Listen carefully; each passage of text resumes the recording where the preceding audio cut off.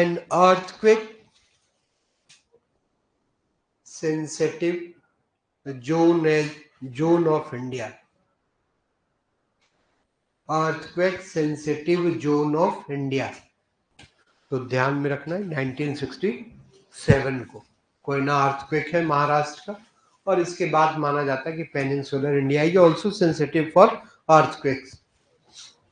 देखिए यहाँ अर्थक्वेक्स को लेकर भी एडवांटेज को लेकर क्वेश्चंस मेंस में पॉसिबिलिटी है कि बन जाए। लिखिए advantage of earthquakes, advantage of earthquakes. Disadvantage तो सबको पता है ना। एडवांटेज ऑफ अर्थक्वेक्स, बतलाइए क्या एडवांटेज आपको नजर आता है।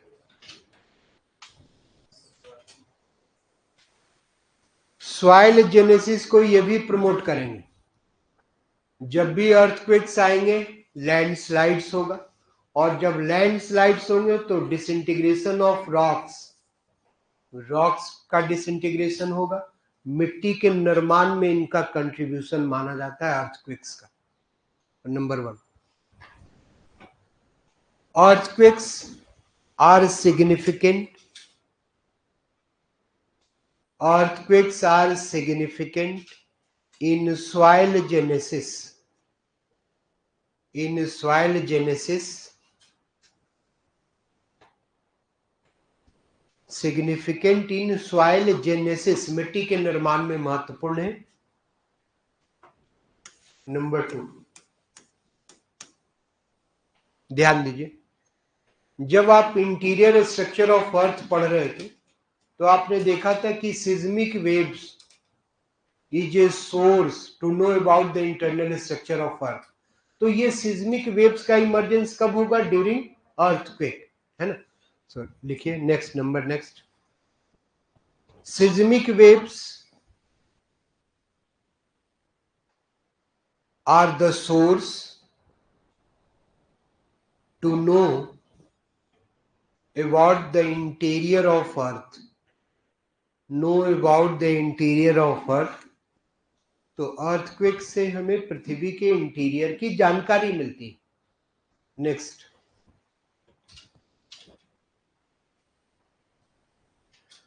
ये भी जब आ जाते हैं अर्थक्वेक्स हो जाता है, संपादित हो जाता है, तो कहते हैं कि they predicts the stability of the land mass for some time. लिखिए earthquakes predicts stability of the land mass in future, stability of the land mass in future।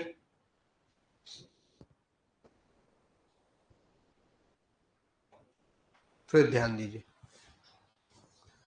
Earthquakes के समय क्रस्ट में अपहिवल देखने को मिलता है। कभी कभी ऐसा होता है कि ऊपर की चट्टान नीचे चली जाती है, नीचे की चट्टान ऊपर चली आती है। तो ये हमें बतलाती है कि अर्थ के इंटीरियर पार्ट में, अर्थ के इंटीरियर पार्ट में वहां की चट्टानों में कौन कौन से मिनरल्स हैं। नीचे की चट्टान ऊपर आ गई तो हमें इंडिकेट कराएंगी, उन चट्टानों के स्टडी किए जाएंगे तो देखा जाएगा कि इनमें कौन सा एलिमेंट है, कौन सा मिनरल्स है ना। लिखिए अर्थक्वेक्स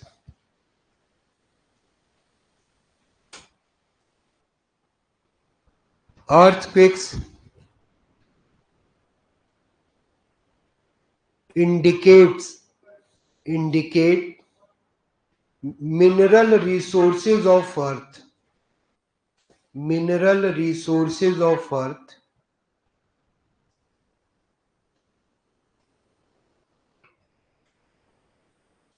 फिर ध्यान दीजिए,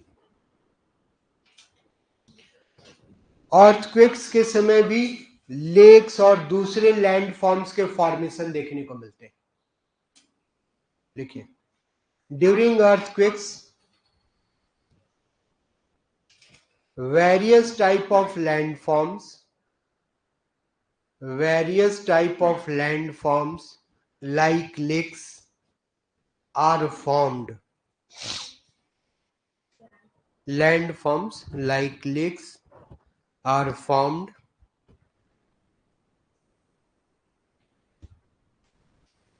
फिर ध्यान दीजिए, अर्थक्वेक्स के समय ये जो लैंड फॉर्म्स बनते हैं,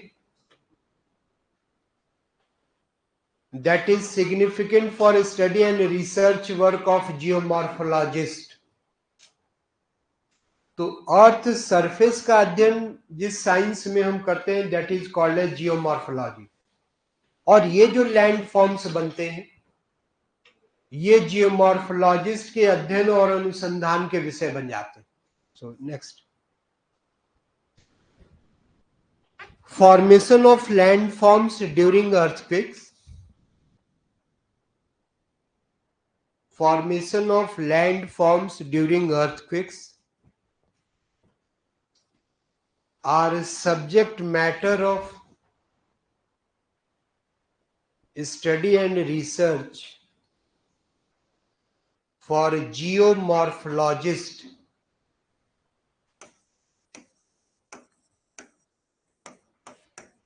Geomorphologist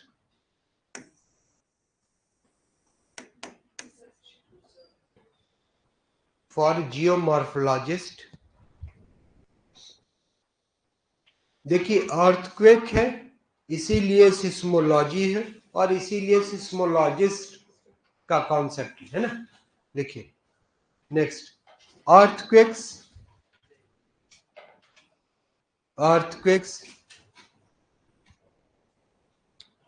is significant for study work of seismologist. Study work of seismologist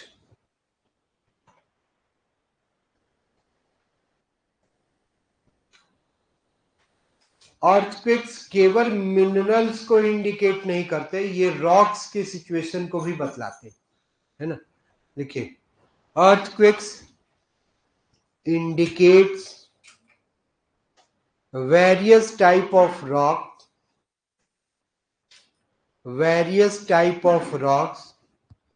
of interior part of earth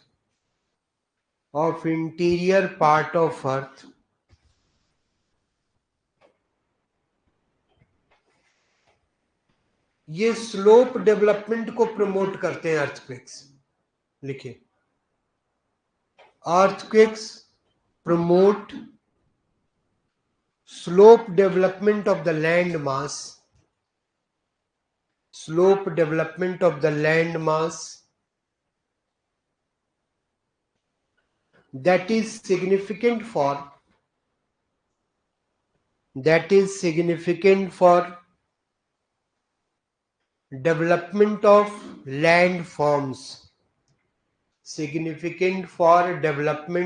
landforms.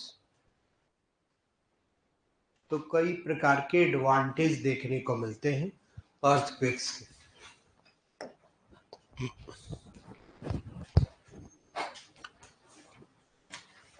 कुछ क्वेश्चंस लिखिए.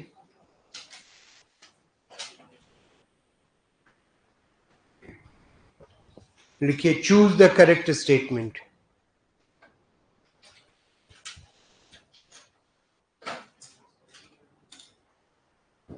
Choose the correct statement.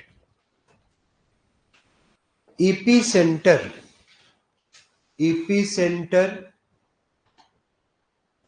is an origin point of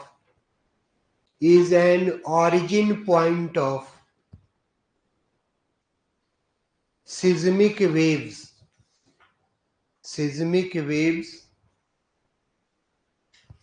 Number next. P wave passes through solid medium only. Next. Total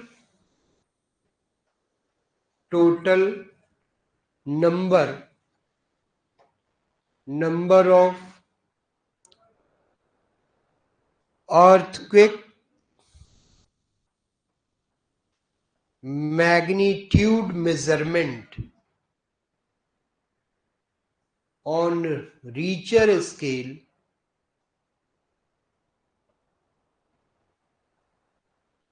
R9. R9. Next. Circum-Pacific belt. Circum-Pacific belt has more than 65% earthquakes. 65% earthquakes of world.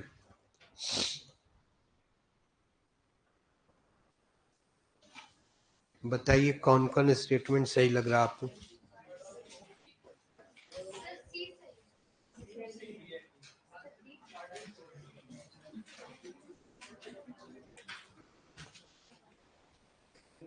EP centre क्या है? Origin centre नहीं है, focus होगा, hypo centre होगा, so statement is wrong. Second वाला क्या note कराया था? Through all the mediums, liquid, solid and gas. फिर नेक्स्ट क्या नोट किया था?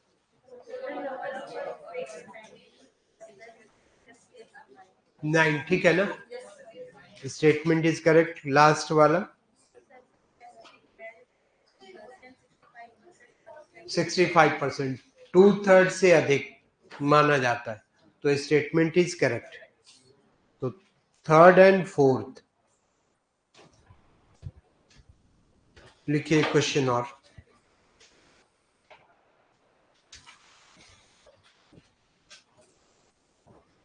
Choose the correct statement.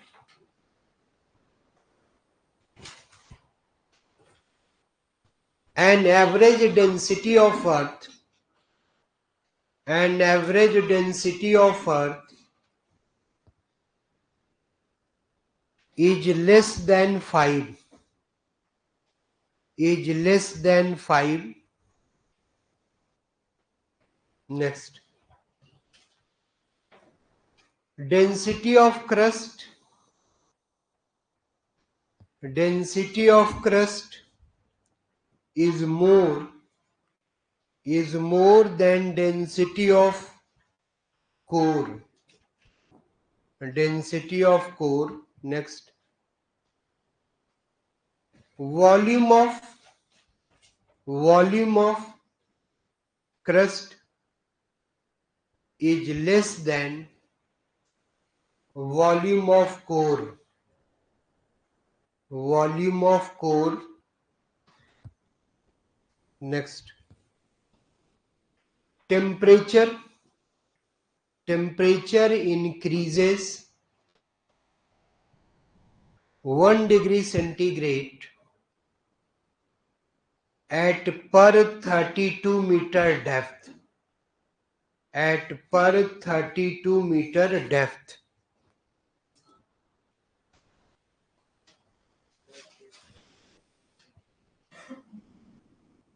बताइए कौन कौन सही? केवल 2 गलत है। नंबर 2, 1 सही है कि गलत है? गलत है। डेंसिटी कितनी है? 5.5, लेस देन 5 नहीं, 5.5। सो पहला स्टेटमेंट रॉन्ग। दूसरा में क्या लिखा था? Density of crust is more, गलत है ना? यहां क्रस्ट में जो डेंसिटी है अप टू 3 है और वहां अबव 10 है, so statement is wrong. Next,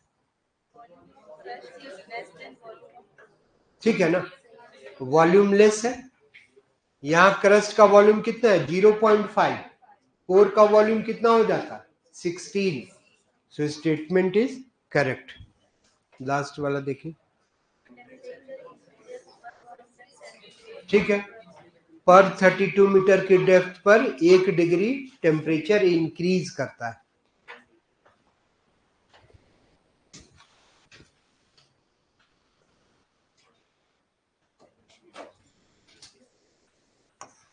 ये क्वेश्चन देखा है आपने AR के फॉर्म में? लिखिए।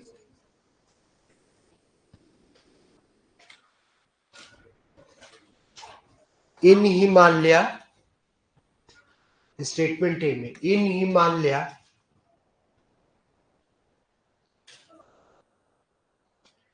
Eastern part is higher than, eastern part is higher than western part, higher than western part, statement A है ना। और आर में Indian plate, Indian plate is moving towards Eurasian plate, towards Eurasian plate in northeast direction, in northeast direction,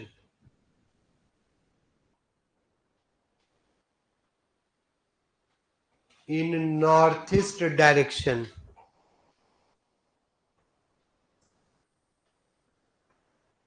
सबों को पता है इस question को लेकर? जिन्हें नहीं मालूम हाथ उठाइए। AR वाले क्वेश्चन के ऑप्शन मालूम है सबको? ठीक, क्या होगा?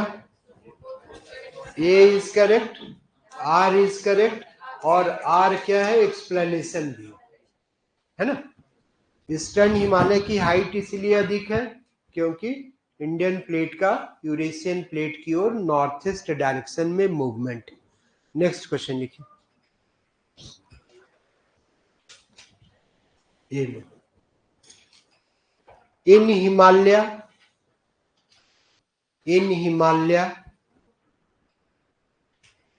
height is increasing, height is increasing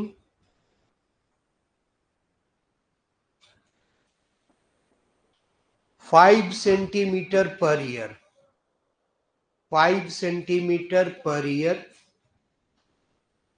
per year। next,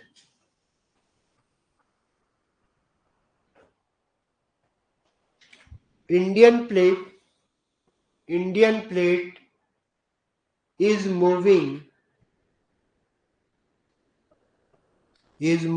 towards Eurasian plate, towards Eurasian plate। आज पानी नहीं पिलाइएगा। towards Eurasian plate with rate of 5 centimeter per year, with rate of 5 centimeter per year। ठीक है, ए इज करेक्ट। हिमालय की height 5 centimetre per year की rate से बढ़ रही है। Why? Because Indian plate is moving towards Eurasian plate with the same rate. So A is correct, R is correct, and R is the correct explanation of A. Next question लिखिए।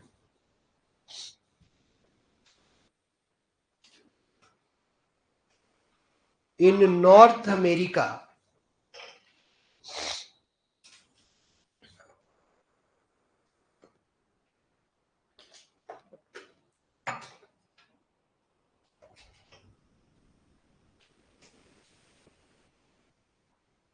Rocky Mountain system is an area of folded mountain, volcanic eruption, and emergence of earthquakes, and emergence of earthquakes, emergence of earthquakes। समझ में आ रहा है? ये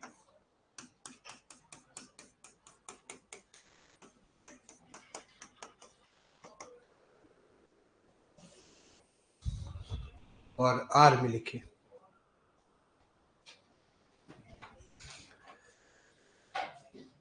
Pacific plate, Pacific oceanic plate, Pacific oceanic plate is subducting into American plate in western margin of North America.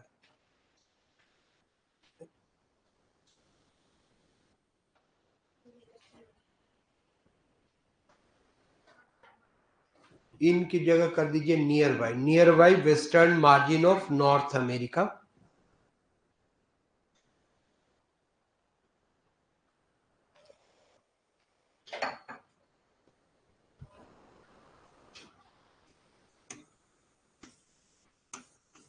याद कीजिए, Pacific plate है, American plate है,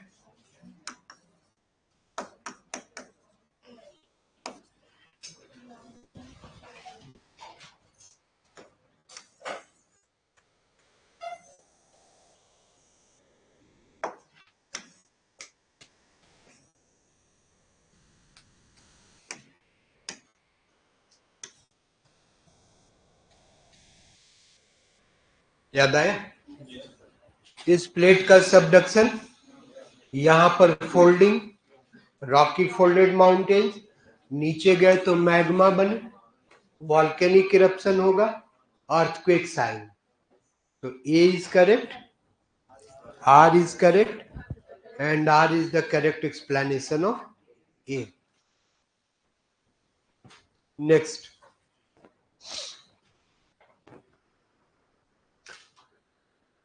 Japan.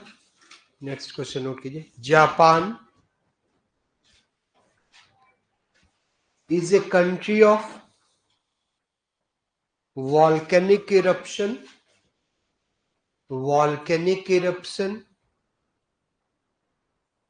earthquakes and emergence of tsunamis,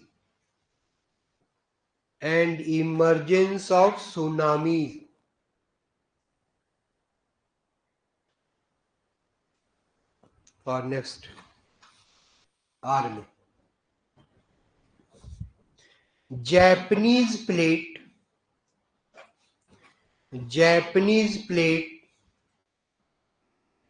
is subducting into Pacific plate. बताइए answer.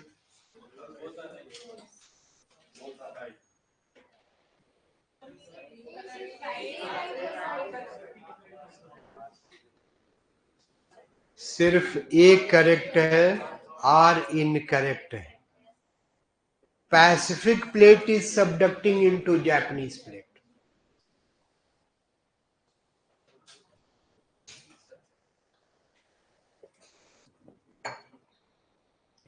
हमेशा ये मत सोचिएगा कि एक ही उत्तर आ जाए,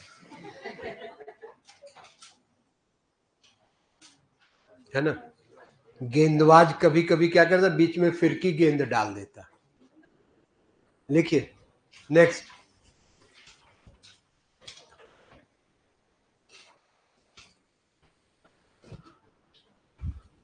The floor of the, हाँ क्वेश्चन है ए के फॉर्म में. The floor of Atlantic Ocean is spreading. The floor of Atlantic Ocean is spreading. Spread करा. Next, mid-Atlantic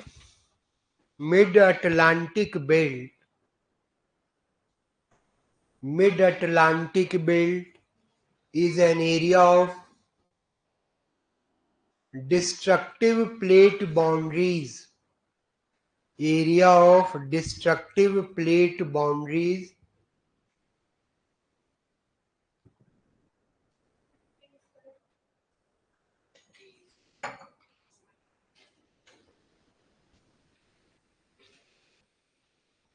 बताइए आंसर क्या होगा? Both are correct. ये सही है, आर गलत है। कंस्ट्रक्टिव प्लेट बाउंड्रीज है, जहां पर प्लेट डाइवर्ज करते हैं दैट इज कंस्ट्रक्टिव, जहां पर कन्वर्जेंट है दैट इज डिस्ट्रक्टिव। यहां डाइवर्जेंस है और इसीलिए स्प्रेड कर रहा है। So A is correct but R is not the correct. Next,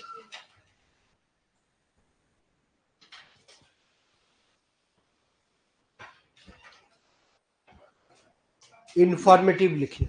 choose the correct statement. Choose the correct statement.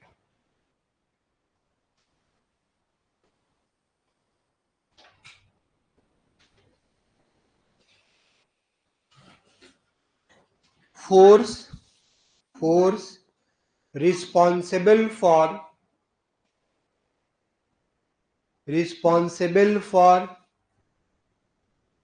equatorial movement of land mass, equatorial movement of land mass in continental drift theory.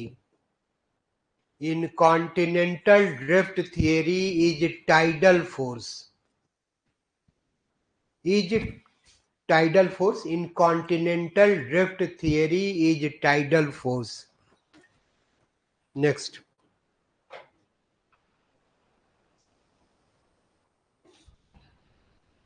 in continental drift theory,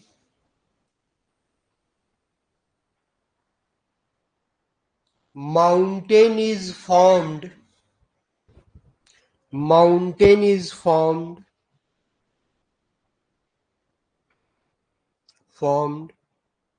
due to hindrance produced by Sial on Saima. Produced by Sial on Saima. Next, main objective of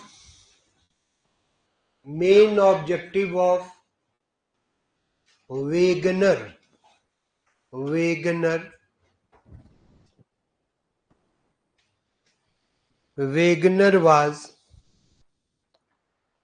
to explain the climate change.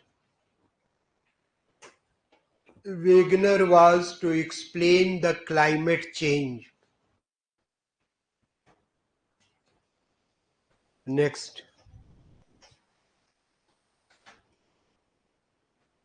northward movement of lemmings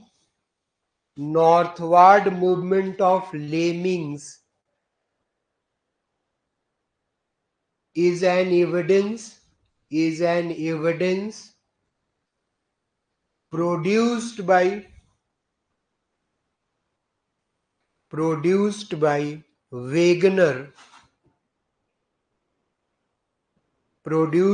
Wegener in